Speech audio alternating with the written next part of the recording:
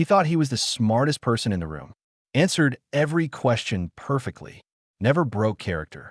But when Dr. Phil said, "I spoke to your daughter this morning," the daughter he claimed didn't exist, his face did something he couldn't control. And what that 19-year-old girl revealed didn't just destroy his credibility. It exposed a pattern of abuse so calculated, even the audience demanded he be arrested. Marcus Holloway sat on the Dr. Phil stage like he owned it. Relaxed posture, calm smile, hands folded loosely in his lap. Everything about him screamed, reasonable man dealing with an unreasonable situation. "My ex-wife has serious mental health issues," Marcus said, his voice measured and sympathetic. "I've tried everything to help her. Therapy, medication, support groups. But she refuses to accept reality. And now she's trying to destroy my reputation with false accusations." Across from him sat his ex-wife, Elena. Her hands trembled slightly. She kept looking down, then forcing herself to make eye contact, then looking away again. Classic signs of someone who'd been broken down over time. "Elena," Dr. Phil said, "Marcus says you've accused him of abuse. Physical and emotional. What's your side of this?" Elena's voice came out barely above a whisper. "It's true. All of it. But he's so good at making everyone believe I'm crazy that..." Her voice broke. "No one believes me." Marcus sighed. A perfect practice sigh of a long-suffering man. "See, this is what I deal with.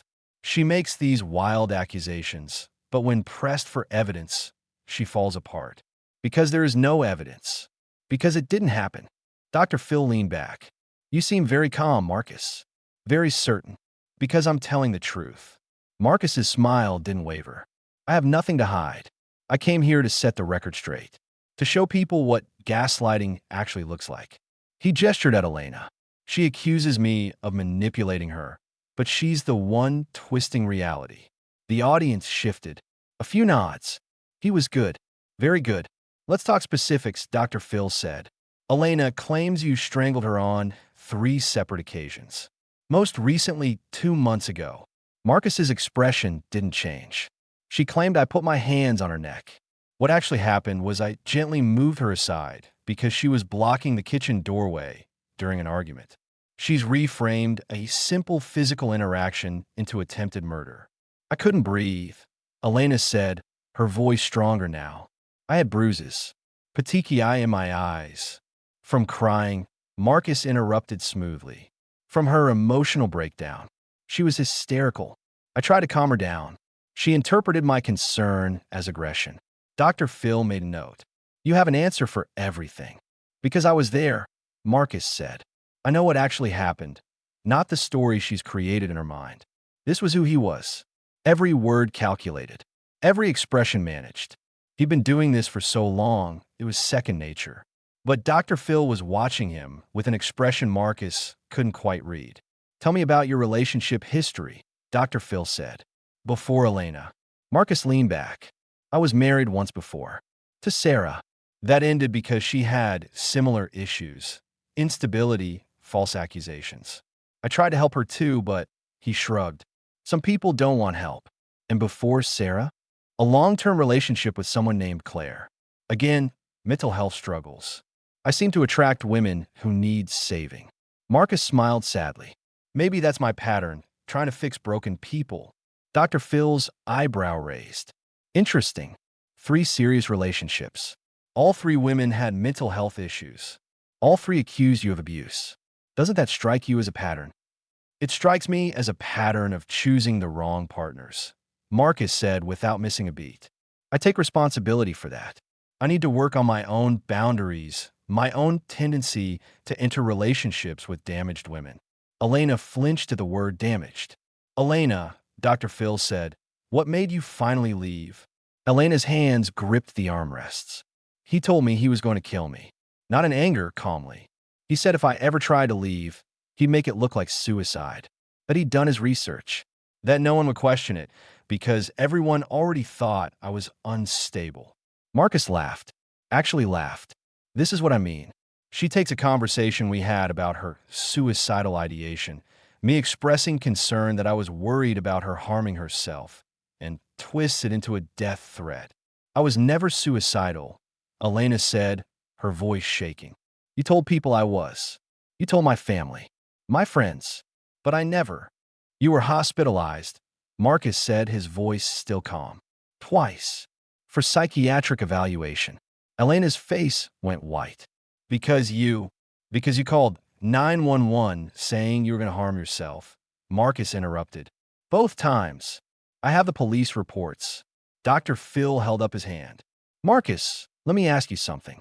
You said you've been in 3 relationships where women accused you of abuse. That's, what, 15 years of accusations from different women.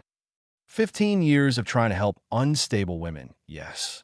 And you never thought maybe there's something about your behavior that's triggering these accusations? Marcus's smile stayed in place, but something flickered in his eyes. I've been in therapy for years, Dr. Phil. I've done the work. My therapist agrees that I've been the victim in these situations, that I need better boundaries. Your therapist told you you're the victim? Dr. Phil's tone had changed slightly.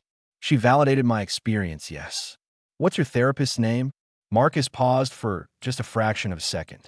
Dr. Jennifer Morrison. She practices in... We called her, Dr. Phil said. She's never heard of you. The studio went quiet. Marcus's smile finally faltered. I must have gotten the name wrong. I've seen several therapists. Try another one, Dr. Phil said. His voice had gone flat. Hard. Dr. Richard Shun. He's in Pasadena, not a practicing therapist in California. We checked. Marcus's hands moved for the first time. A small adjustment of his collar. I don't understand what you're implying. I'm not implying anything, Dr. Phil said. I'm stating a fact. You just named 2 therapists who don't exist or never treated you, which means you lied. The question is, what else have you been lying about? Elena was staring at Marcus, her mouth slightly open, like she was seeing something for the first time. Marcus recovered quickly. I must be misremembering names. It's been stressful, dealing with these accusations. Let's talk about your daughter, Dr. Phil said. The air in the room changed instantly. Marcus's face went completely blank. I don't have a daughter. That's what you told Elena, right? That you'd never been married, never had children before Sarah? That's correct. Her name is Vanessa, Dr. Phil said quietly. She's 19, lives in Oregon, and she's here today. For the first time since the episode started, Marcus's mask completely shattered. His face went gray. His hands gripped the armrests. His breathing became visible. I spoke to her this morning, Dr. Phil continued. She had some very interesting things to tell me about her father, about what growing up in your house was like, about why her mother fled with her in the middle of the night when Vanessa was 7. Marcus opened his mouth, closed it. His eyes darted to the wings of the stage, like he was calculating whether he could leave. She's backstage right now, Dr. Phil said, waiting to talk to you, waiting to finally tell her story. The story you told everyone, including Elena, didn't exist. Elena made a sound, something between a gasp and a sob. You told me you'd never had kids, that you wanted them, but your ex-wife refused. This is a setup, Marcus said, his voice no longer calm. You brought some random girl here to... We did a DNA test, Dr. Phil said. Paternity confirmed. Vanessa Holloway is your daughter, and she's prepared to testify in court about what you did to her and her mother. The audience reaction was visceral. Gasps. Someone said, "Oh my God." A woman in the 3rd row was crying. Marcus stood up. I'm not doing this. This is... Sit down, Dr. Phil said. His voice wasn't loud, but it carried absolute authority. You came here to control the narrative, to make Elena look crazy, to continue the pattern you've been running for at least 15 years. But we did our homework, Marcus. We talked to Sarah. We talked to Claire. We found Vanessa and her mother. And we know exactly who you are. Marcus sat, but he was no longer the calm, collected man from 10 minutes ago. His leg bounced. His jaw clenched. The mask was gone. How many times have you watched someone lie so smoothly you almost believe them? How many times has the most dangerous person in the room been the calmest one? Keep watching, because when Vanessa walks out on that stage, everything you think you know about manipulation is about to be rewritten. Dr. Phil stood. I'm going to bring Vanessa out now. Elena, I want you to hear this, because what you've been experiencing, it's not new. It's a pattern that goes back at least 12 years before he ever met you. The side door opened. A young woman walked out. Thin, dark hair pulled back. She wore jeans and a simple black shirt. Her hands shook, but her face was determined. Marcus wouldn't look at her. Stared at the floor like if he didn't acknowledge her, she'd disappear. Vanessa sat in the chair next to Elena. Looked at her father for the first time in 12 years. "Hi, Dad," she said. Her voice was steady but barely. Marcus said nothing. "Vanessa," Dr. Phil said gently, "thank you for being here. I know this is difficult. Tell us what you remember about growing up in Marcus's house." Vanessa took a breath. "I remember being scared all the time. Not because he hit us, he didn't usually, but because you never knew which version of him you'd get. Happy dad who made pancakes, or the dad whose eyes went dead and who'd stand over your bed at night, just watching. Not saying anything, just watching." Elena's hand went to her mouth. "I remember my mom tried to leave twice before she finally did. And both times, he'd talk her back. Tell her she was overreacting, that she was a bad mother for wanting to take me away from my father, that everyone would know what she'd done." Vanessa's hands twisted together. He'd cry, real tears, beg her to stay, promise he'd change, and she'd believe him. What changed? Dr. Phil asked. Why did she finally leave for good? Vanessa was quiet for a moment. "I was 7. We were at the dinner table. I spilled milk. It was an accident. I was 7, you know. But her voice caught. He didn't yell, didn't get angry. He just stood up, picked up his plate, and smashed it on the floor. Then he looked at me and said, 'Clean it up. If there's a single piece of glass left when I come back, I'll show you what real accidents look like.'" The studio was dead silent. My mom packed bags while he was at work the next day. We left everything. Didn't tell him. Didn't tell anyone. We just left. Moved to Oregon. Changed our last name. She worked 3 jobs to make sure he couldn't find us through any financial records. Vanessa finally looked at Marcus. "We've been hiding for 12 years. Because even after all this time, I still have nightmares about you finding us." Marcus's jaw was clenched so tight you could see the muscles jumping. But he still said nothing.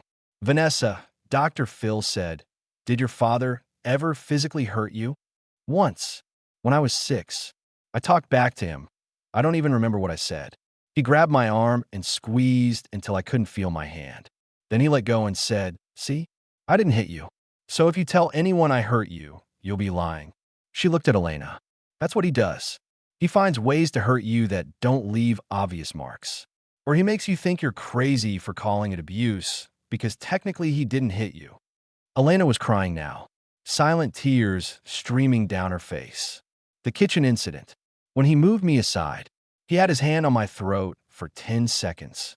But he kept saying he was just guiding me out of the way, that I was making it into something it wasn't. Strangulation," Vanessa said. "He did it to my mom too. Just enough to scare her. Just enough to show he could. But never enough to leave marks that lasted more than a few days." Dr. Phil pulled out another folder. "Marcus, we also spoke to Sarah and Claire, your 2 previous partners. Do you want to know what they said?" Marcus's voice came out tight. "They're both mentally unstable. They both described the exact same pattern of behavior," Dr. Phil interrupted. "The same escalation. The same calm demeanor in public. The same accusations that they were crazy when they tried to tell people what was happening. Sarah even used the same phrase Vanessa just used. His eyes would go dead." He opened the folder. "Claire told us about the time you convinced her she'd gotten drunk and wrecked her car. Except she doesn't drink. You'd staged the accident while she was asleep, gaslighting her into thinking she had a drinking problem, so she'd doubt her own memory. That's not. Sarah told us you'd hide her car keys and then find them in places she'd already looked, making her think she was losing her mind. You told her therapist she was having memory issues. Got her prescribed medication she didn't need, all to make her believe she was unstable." Dr. Phil set down the folder. Looked directly at Marcus. "And Elena, you told her family she was suicidal. Got her hospitalized twice. Except the 911 calls. We pulled the recordings. Both times it was you who called, claiming Elena had threatened to hurt herself. But Elena wasn't even home for one of those calls. She was at work. We have her time card." The audience erupted. Angry murmurs. Someone yelled, "Call the cops." Marcus stood again. I'm done. This is a witch hunt. Sit down. Dr. Phil's voice cut through the noise. You're not leaving this stage until we're finished. Security, please make sure Marcus stays seated. Two security guards moved closer to the stage. Marcus sat. His face was flushed now. Angry. The calm, control man from the beginning of the episode was completely gone. Here's what I think happened, Dr. Phil said. I think you're a narcissist with sociopathic tendencies. I think you specifically target vulnerable women. Women who've had trauma in their past. Women who want to believe the best in people. And then you systematically break them down. You're not a psychiatrist, Marcus spat. No, but I consulted with 3 who are. I showed them footage of your behavior, your micro-expressions, the way you answer questions. All 3 independently came to the same conclusion. You exhibit classic signs of malignant narcissism and antisocial personality disorder. Dr. Phil leaned forward. And here's what's going to happen now. Elena is going to file a restraining order. The DA is going to review your case for possible charges of domestic violence and false reporting. Sarah and Claire are both considering reopening their cases. And Vanessa, he looked at the young woman. Vanessa is finally going to tell her story, publicly, so that any future woman who Googles your name will know exactly who you are. Marcus took a breath. When he spoke, his voice had regained some of its earlier calm. But it was too late. Everyone had seen what was underneath. You're all believing lies, Marcus said. These women are collaborating. They don't know each other, Dr. Phil said. Vanessa's mother has been in hiding. Sarah moved to Seattle. Claire is in Texas. Elena is here. None of them have been in contact. Yet they all describe the same behavior patterns, the same manipulation tactics, word-for-word similarities in how they describe you. Marcus tried to smile. It came out wrong. Twisted. People believe what they want to believe. We pulled your internet search history, Dr. Phil said. His voice had gone cold. From 3 weeks before Elena left you. Do you want me to read some of the searches? Marcus's face went white again. How to prove someone is mentally unstable in court. Can a wife be forced into psychiatric treatment? How long do strangulation bruises last? Getting full custody when wife is unfit. Dr. Phil set down the paper. You were planning this. Planning to paint Elena as crazy.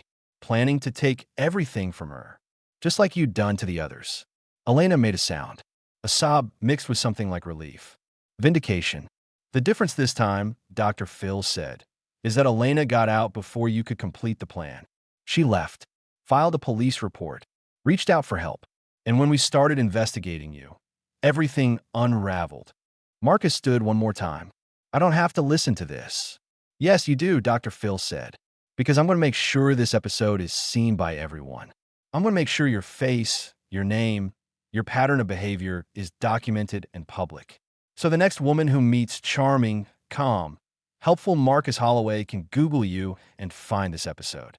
And maybe, just maybe, she'll run before you can destroy her like you destroyed everyone else.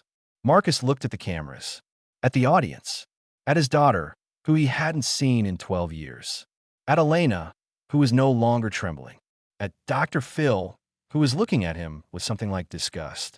And then, without a word, he walked off the stage. Security didn't stop him. They let him leave. Because what did it matter?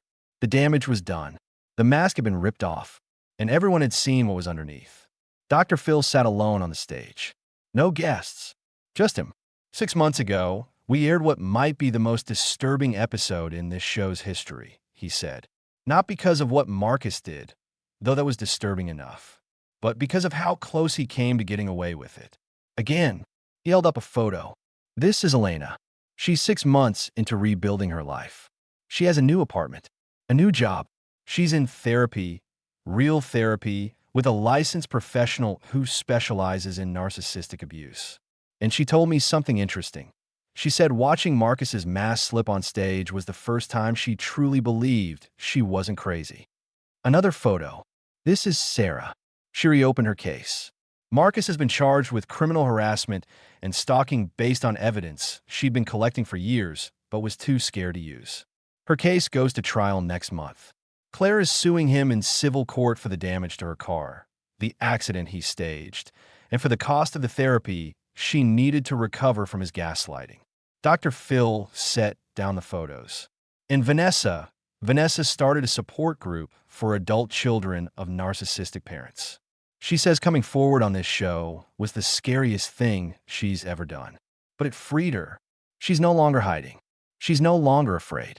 He looked at the camera. Marcus Holloway has been arrested twice since our episode aired. Once for violating Elena's restraining order. He showed up at her workplace. Once for harassment. He created fake social media accounts to contact Sarah. He's currently awaiting trial on multiple charges. But here's what keeps me up at night. How many other Marcuses are out there? How many calm, collected, convincing men are systematically destroying the women in their lives while making everyone believe the women are the problem? Dr. Phil stood, walked to the edge of the stage. I want you to understand something about narcissists and sociopaths. They're not always obvious. They're not always raging and violent. Sometimes, most of the time, they're charming, helpful. They have an answer for everything. They never lose their temper because that would mean losing control. And that's what makes them so dangerous. Because when a victim tries to tell their story, the abuser seems so reasonable, so calm, so concerned about the victim's mental health. And everyone believes the performance. Here's how you spot them. Listen to the pattern, not the individual story. Marcus wasn't suspicious because one woman accused him of abuse. He became suspicious when 3 women, who'd never met, described identical behavior.